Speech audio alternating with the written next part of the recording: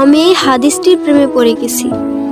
আপনি যখন নীরবে ঘরে বসে কান্না করেন, আল্লাহ তখন ফেরেশতাগণদের উদ্দেশ্য করে বলেন, কোন জিনিস আমার এই বান্দার চোখে পানি আনলো? ফেরেশতাগণ বলেন, আপনার বান্দা সুখে নেই, আপনার বান্দা অনেক দিন হাসেনি। এই বলে ফেরেশতাগণ কান্না করতে থাকেন এবং আল্লাহকে বলেন, হে আমার রব, আপনি জানেন আপনার এই বান্দার হৃদয়ে কি রয়েছে, অতএব আপনি তার জন্য সবকিছু সহজ করে দিন।